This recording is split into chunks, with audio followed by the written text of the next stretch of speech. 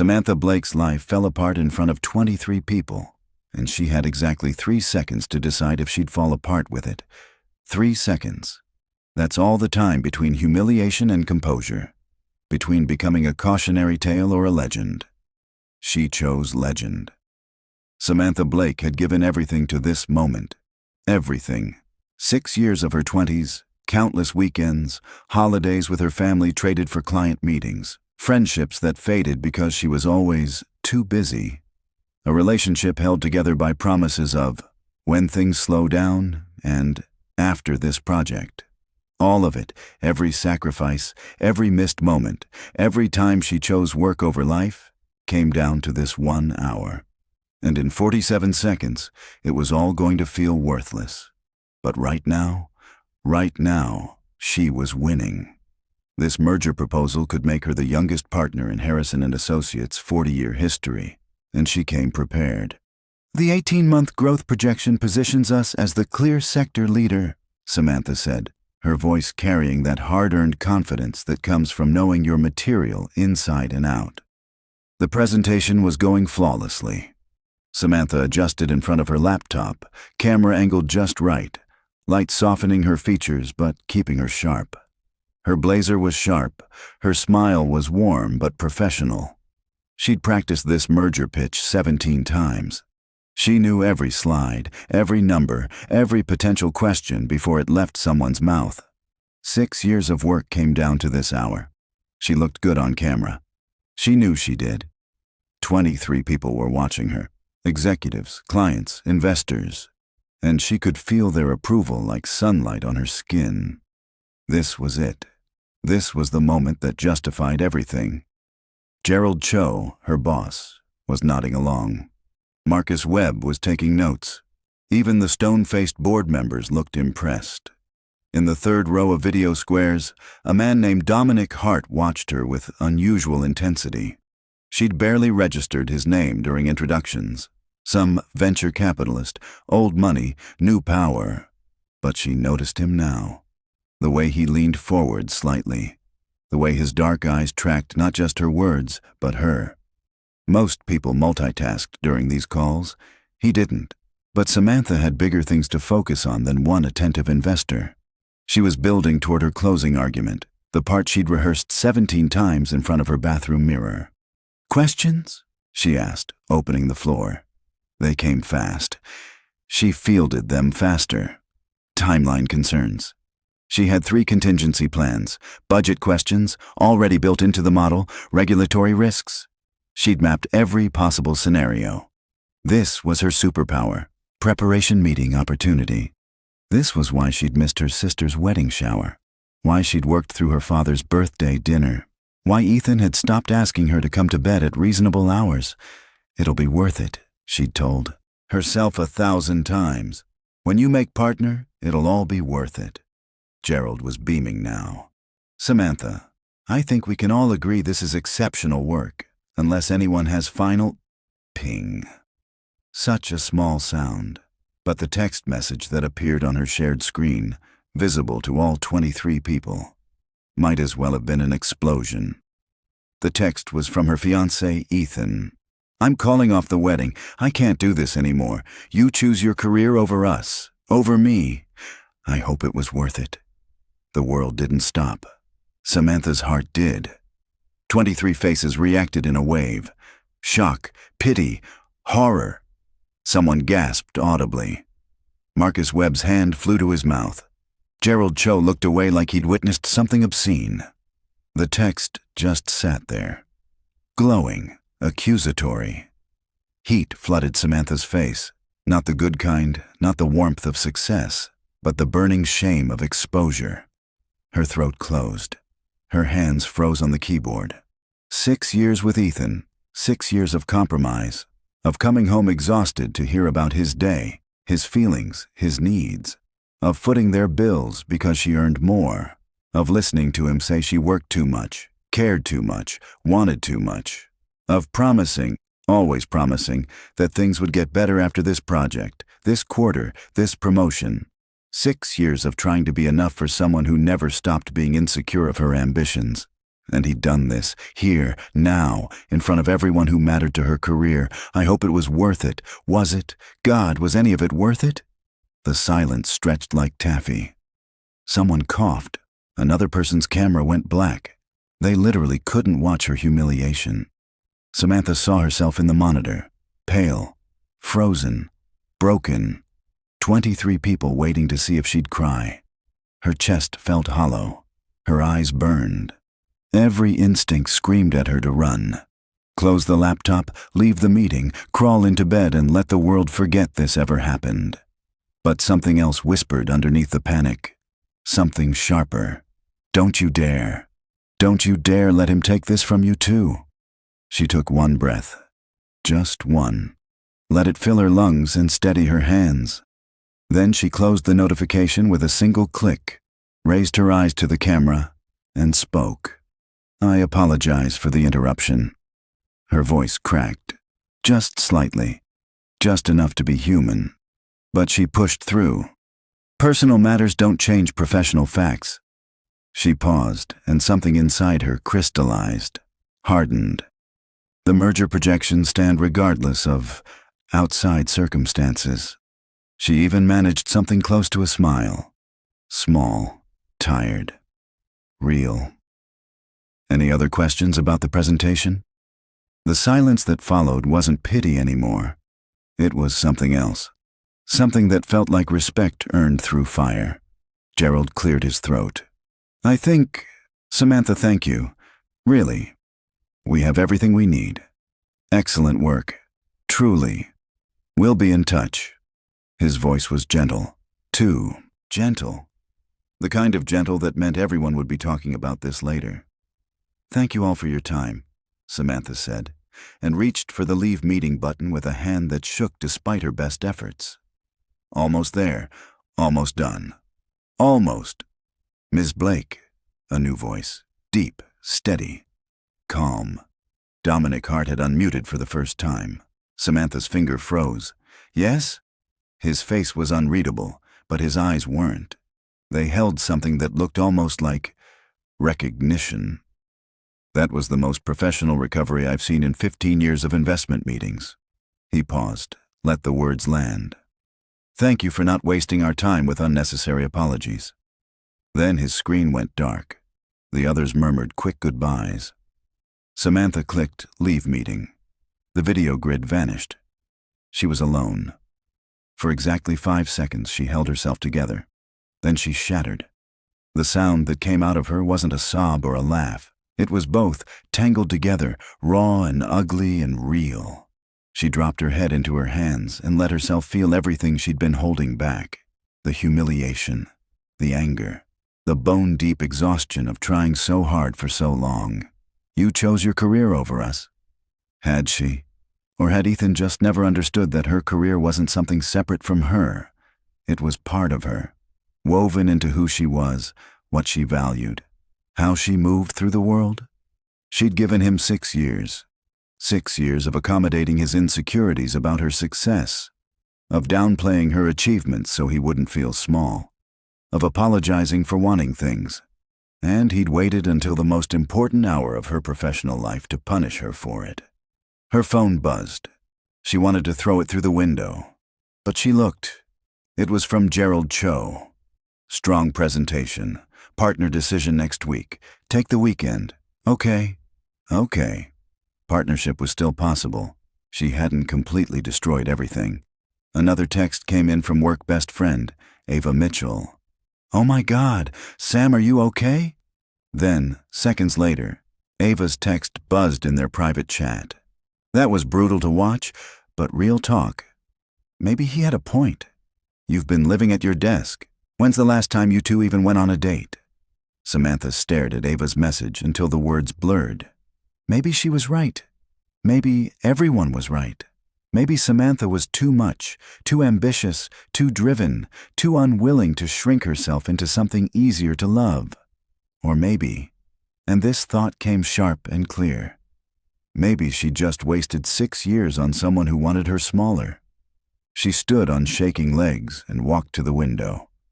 The city sprawled below, indifferent and beautiful. Somewhere down there, people were having normal days, normal breakups, normal crises that didn't involve public humiliation and professional catastrophe colliding.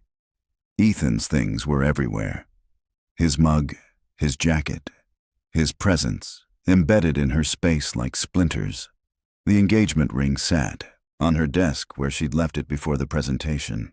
She'd taken it off because it caught the light weird on camera.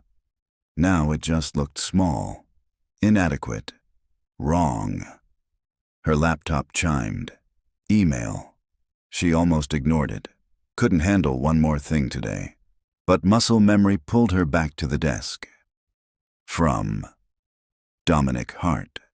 Subject. Today's presentation. Her breath caught. She clicked with trembling fingers.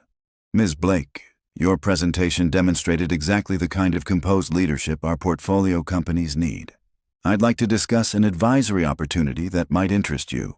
Are you available for dinner Thursday evening? Best, Dominic Hart. Samantha read it once, twice, 3 times. Then she started laughing, really laughing, and couldn't stop. Because of course. On the worst day of her life, when everything she'd built felt like it was crumbling, when she couldn't tell if she'd just saved her career or destroyed it, a billionaire she'd met for exactly 1 hour wanted to have dinner. The universe was either cruel or kind, and she genuinely couldn't tell which. Her phone buzzed. Ava again. Wait, was that Dominic Hart on the call? The Dominic Hart? Sam, that man is gorgeous and loaded. At least tell me you noticed him. Samantha looked at the text, looked at the email, looked at her reflection in the dark laptop screen. Mascara smudged, eyes red, face blotchy. She looked like someone who'd survived something. Maybe that was enough. She picked up her phone and typed carefully to Ethan. I got your message. I'll have your things packed by Monday. Don't contact me again. Her finger hovered over send. 6 years. Everything they'd built. Everything she'd tried to be for him. She hit send. Then she opened Dominic's email and started typing. Mr. Hart, thank you for reaching out. I'd be interested in learning more. Thursday works well. Best, Samantha Blake send. Her hands had stopped shaking. She sat back, exhaled properly for the first time in an hour, and let herself feel it. Not relief exactly, but something close. Something like the first breath after drowning. Her phone buzzed one more time. It was from Dominic Hart. Excellent. I'll send details tomorrow. And Ms. Blake? What happened today wasn't weakness. Most people don't understand the difference between breaking and bending. You bent. That's strength. Samantha read the message 4 times, felt something in her chest unknot. She saved the number, set the phone down, and looked around her apartment with new eyes. Ethan's things would be gone by Monday. The partnership decision would come next week. And Thursday. Thursday, she had dinner with a man who'd watched her worst moment and called it strength. Nothing about today had gone according to plan, but maybe, just maybe, that wasn't the disaster she thought it was. If this story has you emotionally invested so far, tap the like button. It helps more than you think. Samantha spent the entire weekend convinced she'd imagined the whole thing, not the breakup. That was painfully, unmistakably real. Ethan's brother had come Tuesday morning to collect his things, avoiding eye contact like Samantha's humiliation might be contagious. She'd helped load boxes into his truck in silence, handed over the apartment key, and closed the door on 6 years without ceremony. No, what felt like a fever dream was the email, the dinner invitation, the text message from Dominic Hart that she'd read approximately 47 times since Friday. While a part of her wanted to bawl her eyes out, she couldn't help but acknowledge that she dodged a bullet with Ethan, and it'll be foolish of her to stay home and cry over a man instead of leveling up. So she chose the latter. Wednesday night, she stood in front of her closet for 20 minutes, paralyzed by hangers. She had dozens of professional outfits. This was supposedly a business dinner. Advisory opportunity, he'd said. Safe territory. Navy blazer, tailored pants, minimal jewelry. Done, except. Except the restaurant he'd chosen wasn't a steakhouse or hotel conference room. It was Aurelius, the kind of place that required reservations 3 months out and had exactly 12 tables. The kind of place where business dinner was code for something else entirely.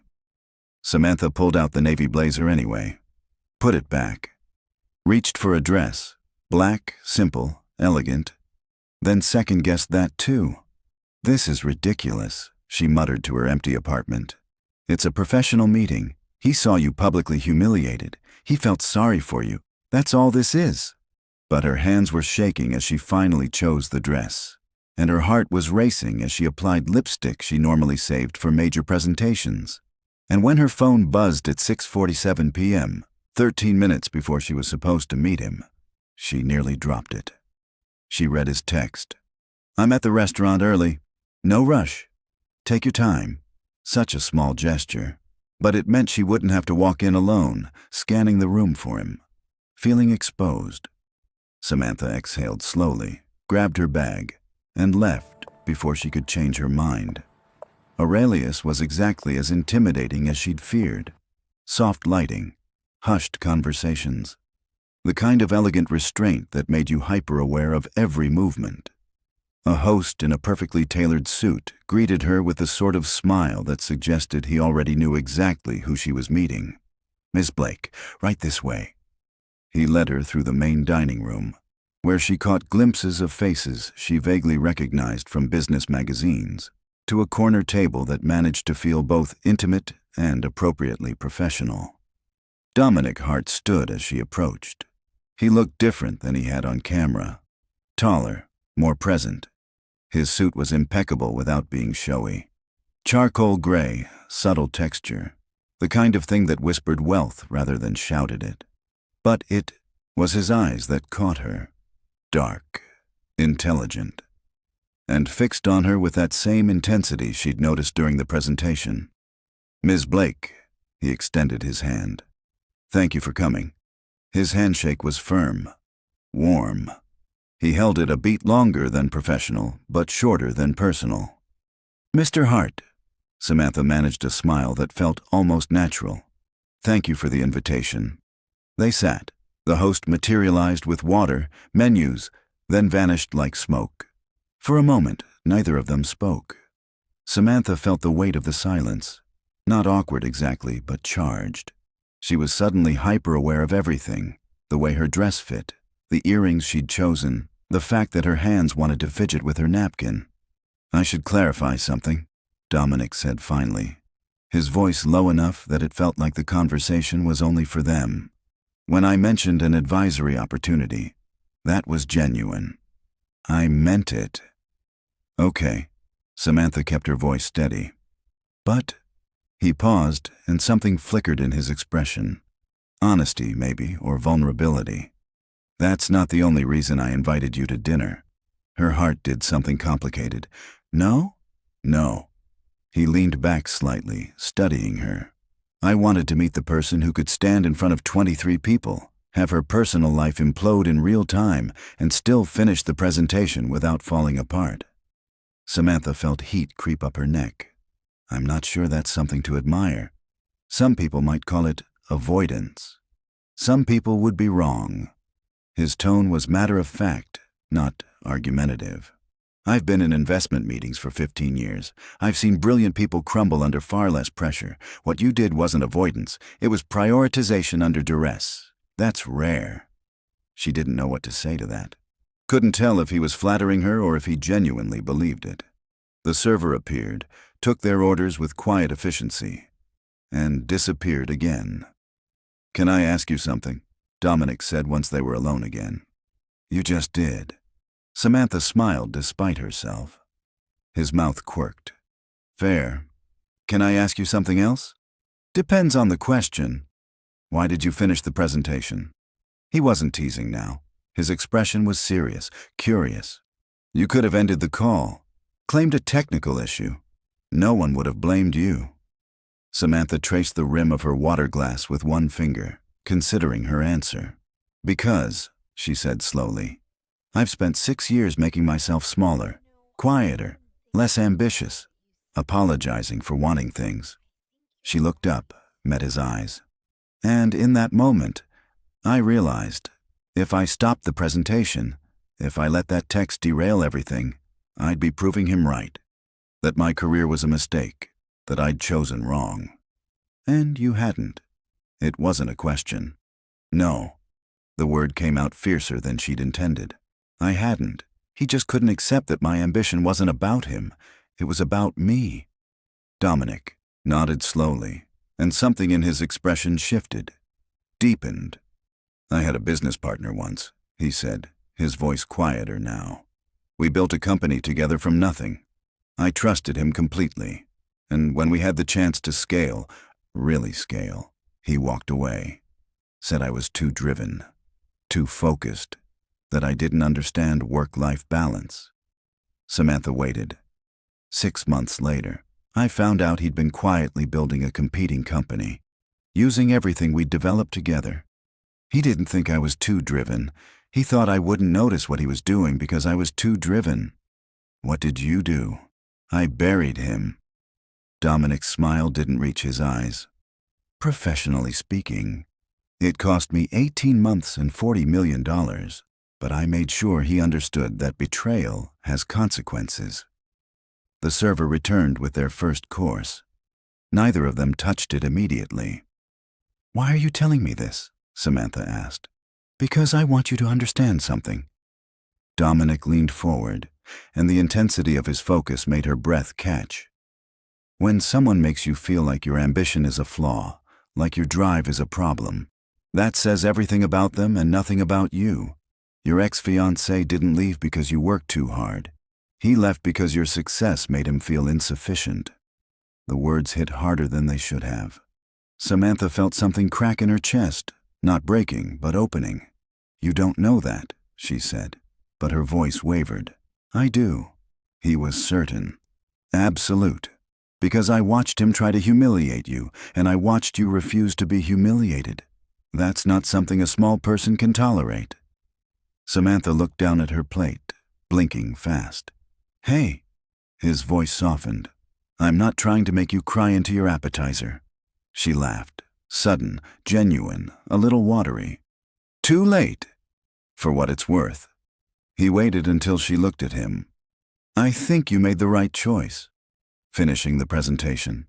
Everything. He held her gaze. The presentation. Coming here tonight. All of it.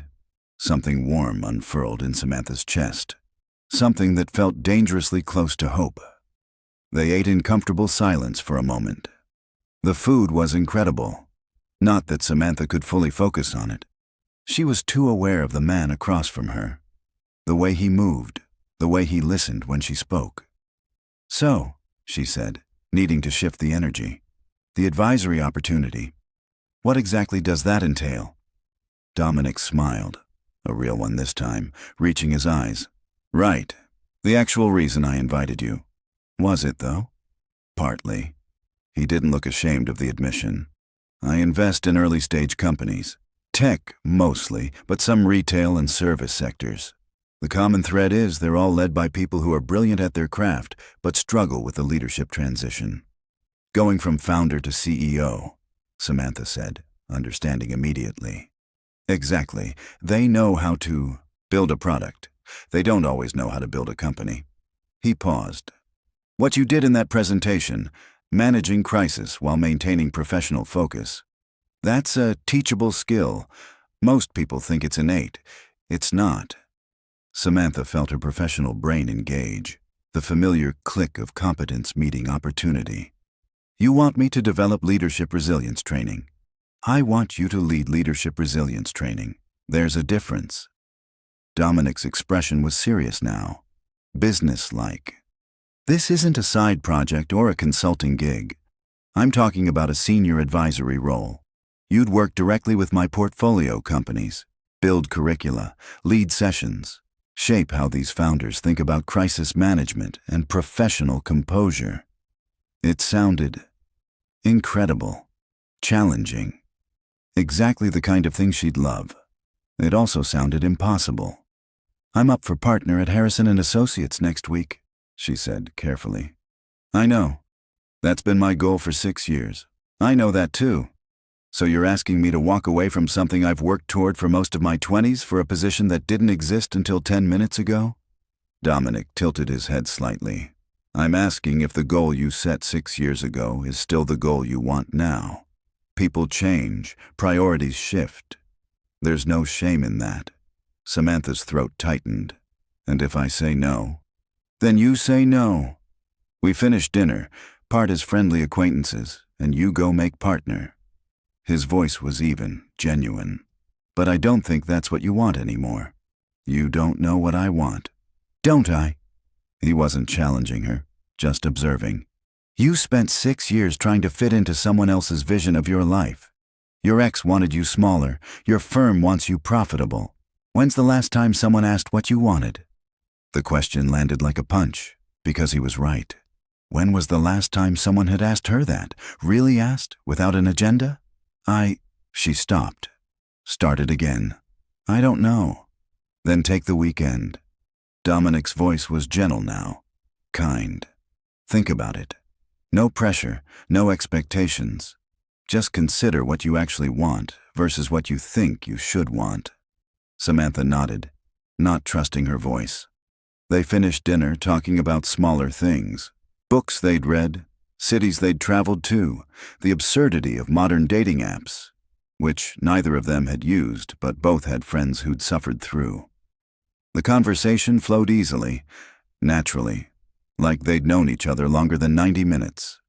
When the check came, discreetly, in a leather folder, Dominic handled it before she could even reach for her bag. Business dinner, he said with a small smile.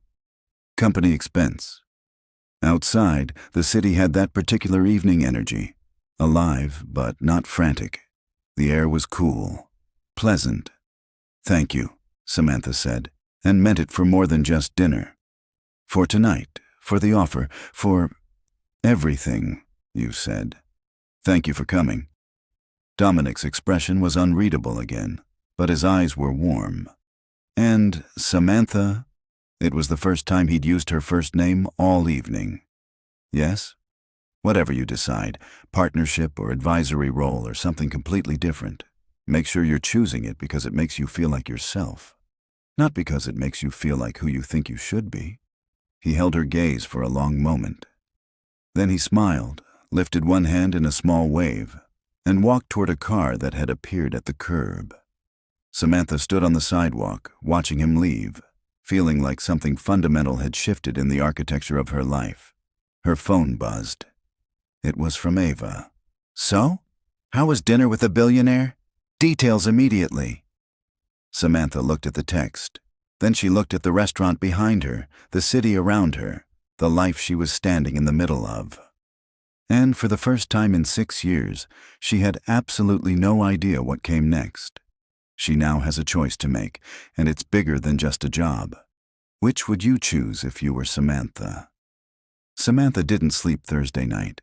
She lay in bed staring at her ceiling, replaying every moment of dinner, every word Dominic had said, every question he'd asked that felt less like conversation and more like excavation, digging down to truths she'd buried under years of should and supposed to. When's the last time someone asked what you wanted?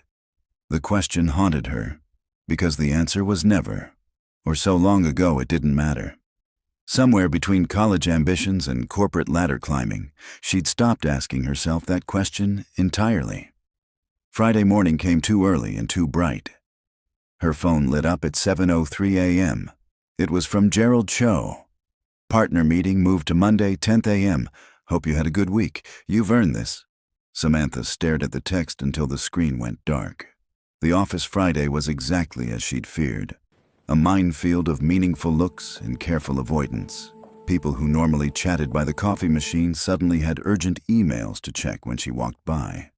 Marcus Webb gave her a sympathetic smile that made her want to scream. Even the receptionist looked at her with that awful, pitying gentleness reserved for the publicly wounded. Ava cornered her in the break room at 10:15. Okay, you've been dodging my texts for 24 hours. Ava leaned against the counter, arms crossed, eyes sharp with curiosity. How was dinner with Dominic Hart? And don't you dare give me some boring "it was fine" answer. Samantha poured coffee she didn't want, buying time. It was professional. Professional? Ava's eyebrow arched. He took you to Aurelius for a professional dinner. He offered me a job. What? Ava's voice pitched up. Two people in the hallway turned to look. She lowered it to a harsh whisper. What kind of job? Leadership advisory role for his portfolio companies. Ava blinked. That's actually amazing. Wait, are you taking it? I don't know. Samantha added cream to her coffee, watching it swirl. Partner decision is Monday. Right, partner. Ava's expression shifted, something calculating moving behind her eyes. Sam, you've wanted this for 6 years. You're not actually considering walking away from that for some billionaire's experimental side project, are you? The words stung more than they should have. It's not a side project. Come on. Ava's smile was sharp. He saw you humiliated. He swooped in with a rescue fantasy. Classic powerful man move. You're smarter than this. Samantha set her mug down carefully. That's not what this is, isn't it? Ava tilted her head. Sam, I love you, but you're vulnerable right now. Ethan just destroyed you in front of everyone. Your judgment might be a little compromised. Heat flooded Samantha's chest. Not embarrassment this time, but anger. My judgment is fine. Is it? Because from where I'm standing, you're about to throw away everything we've worked for because some guy made you feel special over expensive wine. Samantha's voice went cold. I didn't realize you were the one working 80-hour weeks on the merger proposal. Ava's expression hardened. That's not fair. Neither is suggesting I'm making decisions based on compromised judgment because a man paid attention to me. I'm just saying, I know what you're saying. Samantha picked up her coffee. And I'm saying I can make my own decisions, even if they don't make sense to you. She walked out before Ava could respond. Back at her desk, Samantha's hands trembled as she opened her laptop. The anger felt good, clean and clarifying, but underneath it, doubt writhed. Was Ava right? Was she being naive? Reckless? Her phone buzzed. It was from Dominic. No pressure, but I'm having a portfolio company leadership session Sunday at 2 p.m. You're welcome to observe. See what the role would actually look like. Address attached if you're interested. Samantha read the text 3 times. He wasn't pushing, wasn't manipulating, just offering. She typed back before she could overthink it. I'll be there. Sunday afternoon, Samantha stood outside a converted warehouse in a neighborhood she'd never visited, second-guessing everything. This was crazy. She should be home preparing for the partner meeting, reviewing her talking points, not showing up to some experimental leadership session for a job she hadn't even decided to take. But her feet carried her inside anyway. The space was beautiful. Exposed brick, high ceilings, warm lighting. About 15 people sat in a loose circle, ranging from mid-20s to early 40s. They had that particular energy of founders, brilliant, slightly chaotic, visibly exhausted. Dominic stood near the front, talking quietly with a young woman who looked like she hadn't slept in a week. When he saw Samantha, his face shifted. Not quite a smile, but something warm and genuine. He excused himself and walked over. You came. He seemed genuinely pleased, not smug. I'm observing, Samantha clarified quickly. Not committing. Understood. He gestured to an empty chair near the back. Session starts in 5. Feel free to leave anytime. But she didn't leave. For the next 2 hours, Samantha watched Dominic facilitate something she'd never seen before. Not a lecture, not a seminar, but a genuine excavation of what made leadership crack under pressure. He started with a simple question. Tell me about the last time you failed. The room went silent. Then, slowly, people started talking. Real talk, raw talk. A founder who'd frozen during investor pitch. A CEO who'd snapped at her team during a product crisis. A CTO who'd made a technical decision out of fear rather than strategy. Dominic didn't lecture. He asked questions, drew connections, made people see their own patterns. Failure isn't the problem, he said at one point. Failure is data. The problem is when we let failure define us instead of inform us. Samantha felt the words land in her chest. He caught her eye across the room, just for a second, and something passed between them. Recognition, maybe. Understanding. Halfway through, he shifted tactics. Let's talk about public crisis management. He pulled up a slide, but instead of generic corporate scenarios, it showed real headlines.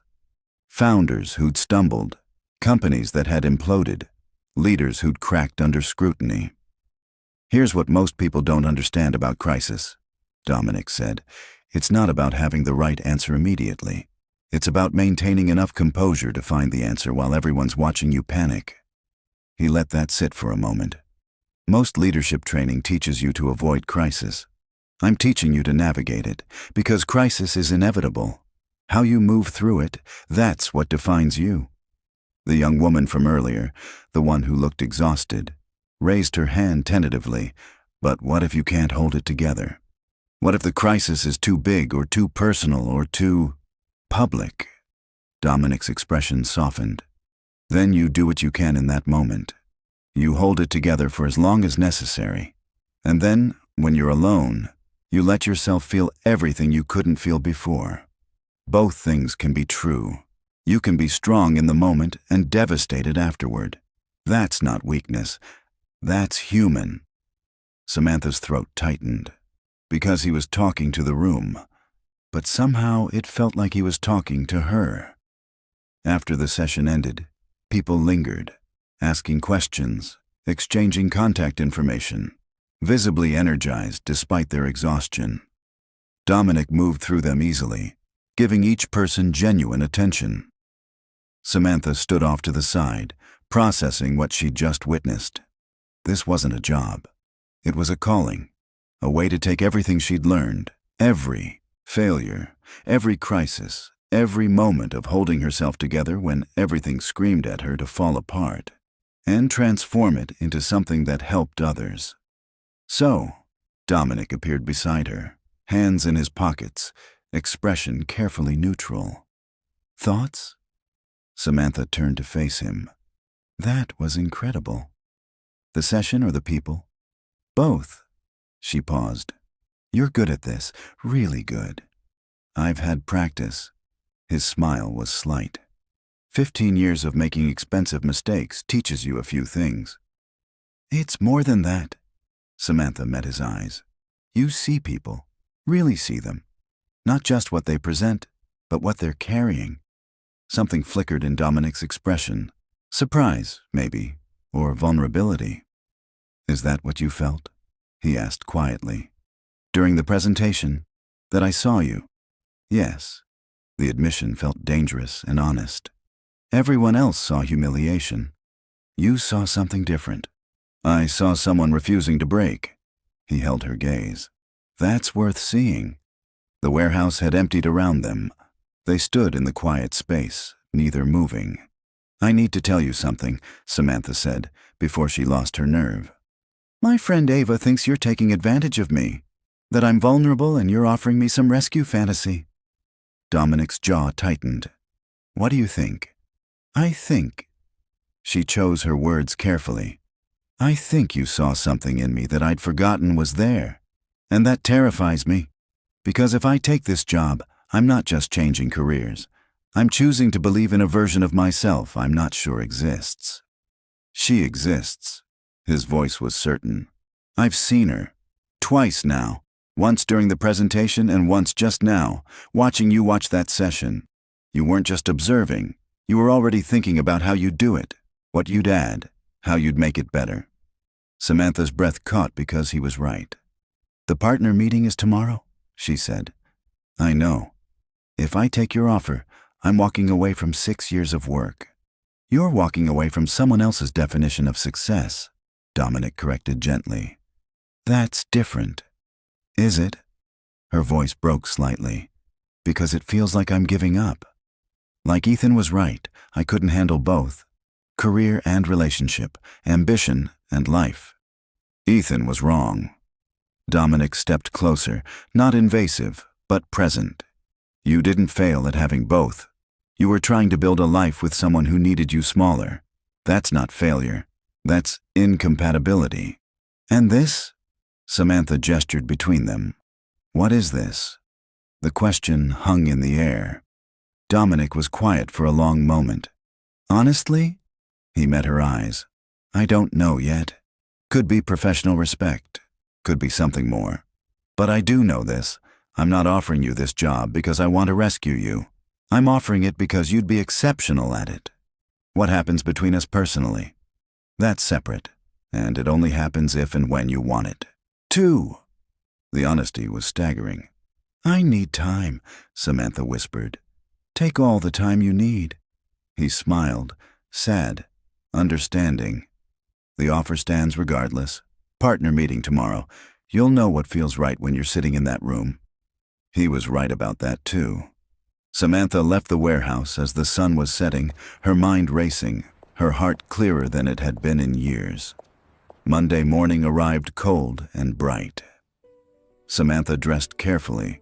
The power suit she'd bought for this exact moment. Navy blue, perfectly tailored, armor. But as she buttoned it, something felt wrong, like she was putting on a costume for a role she'd aged out of. Her phone showed 8:47 a.m., partner meeting at 10. She picked up her phone and opened 2 text threads. The first to Gerald Cho.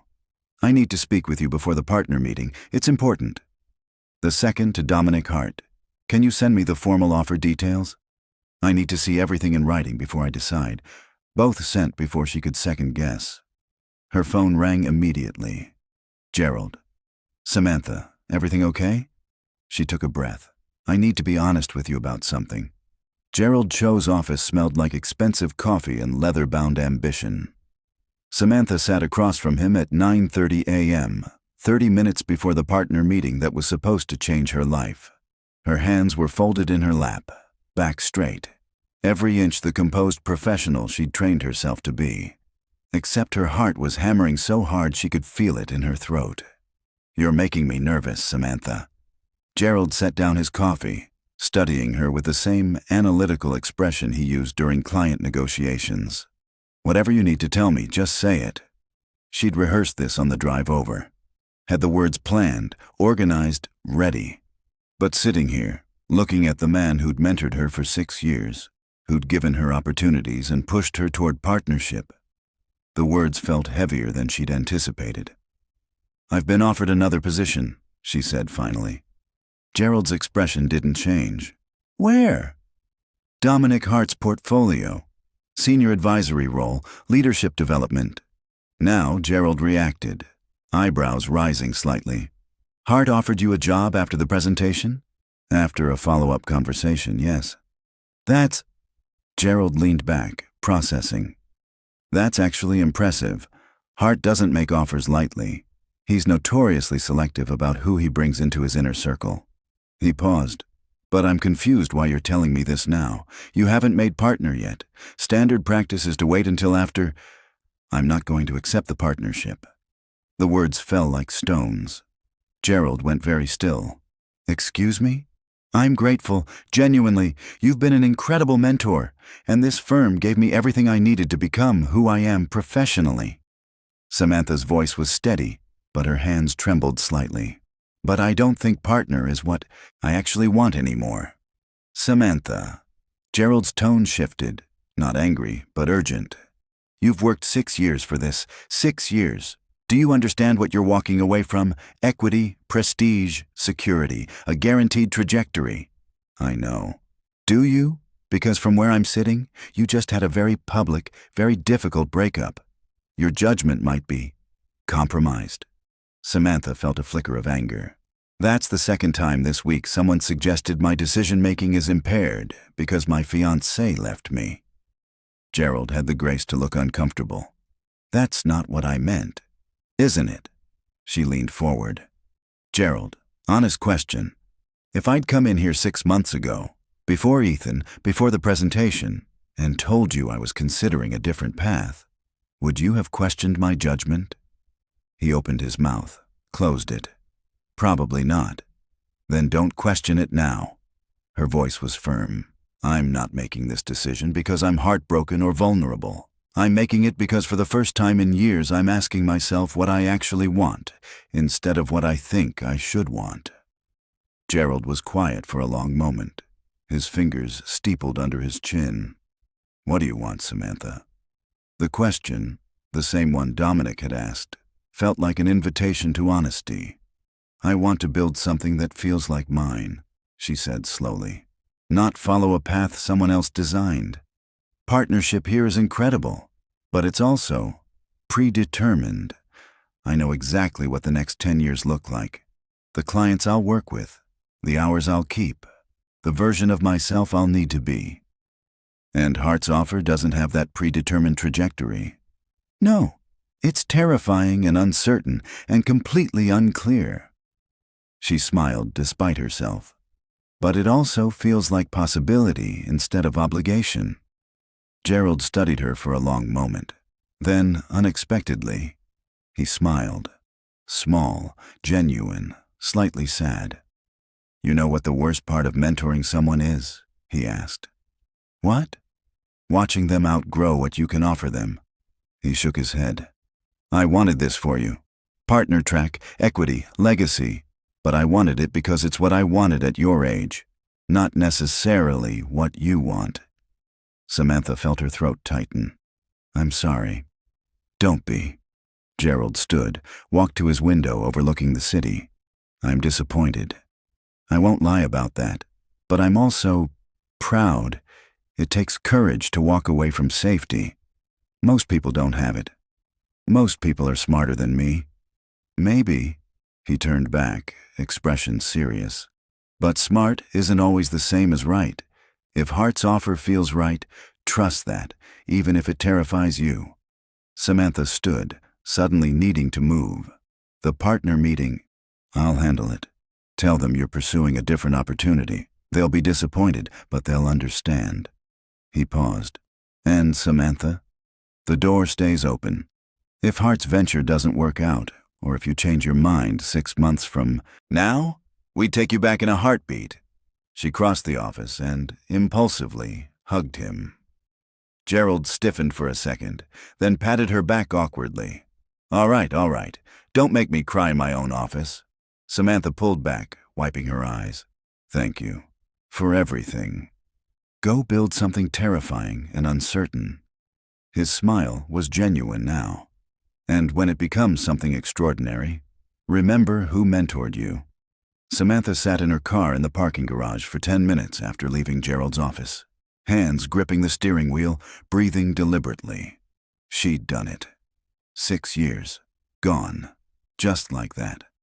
Her phone buzzed. It was from Dominic. Formal offer letter attached. No pressure. Take whatever time you need. She opened the attachment with shaking hands. The offer was generous, more than generous. Salary, equity in future ventures, flexible structure, travel budget. But what caught her attention was the final paragraph.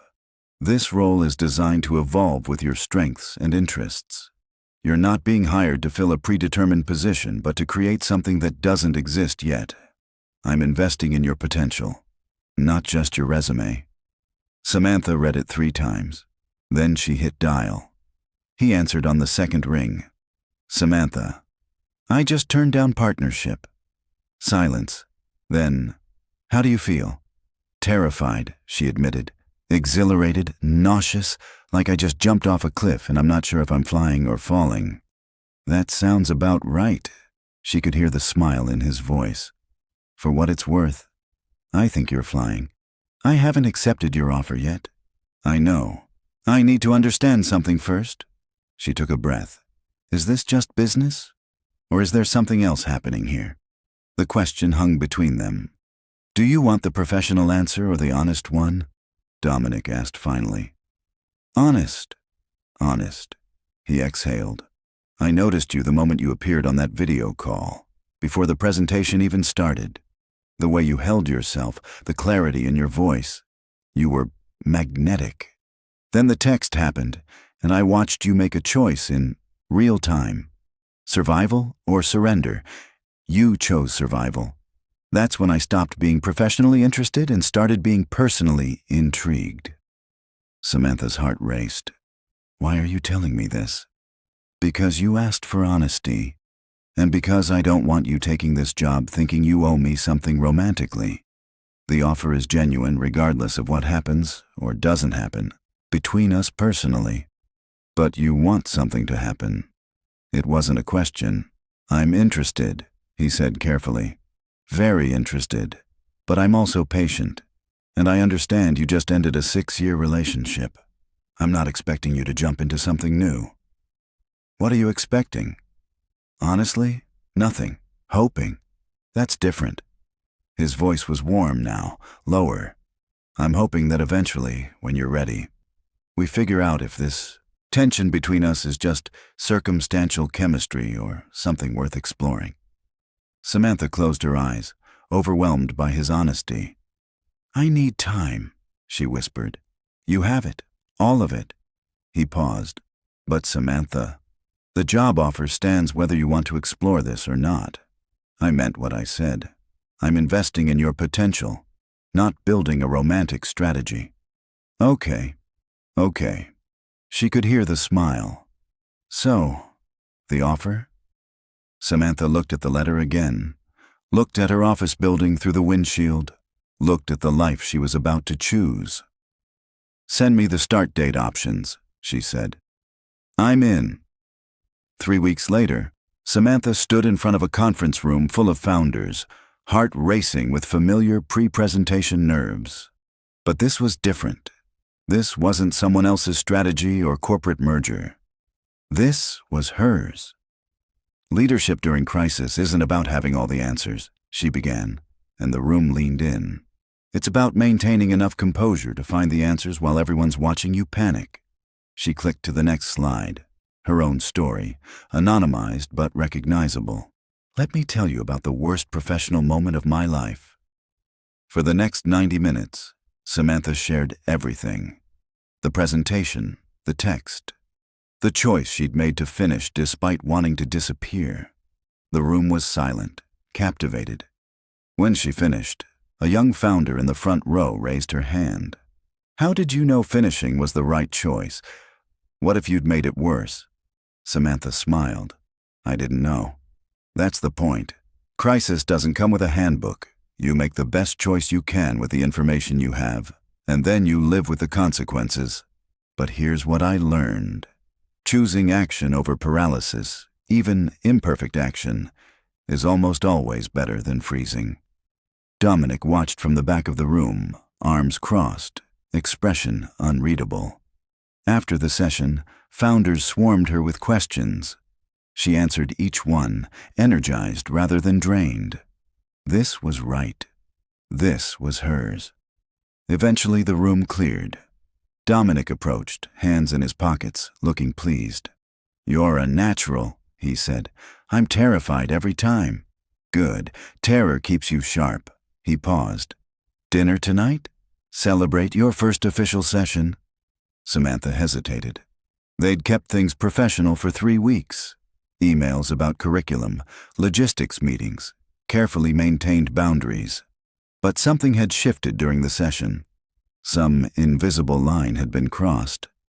Dinner, she agreed. But Dominic? Yes. Not Aurelius. Somewhere normal, where we can just talk. His smile was warm, genuine. I know just the place. The restaurant was a small Italian place tucked into a neighborhood corner. Checkered tablecloths, wine in mismatched glasses. The kind of place where nobody cared who you were. They talked for 3 hours.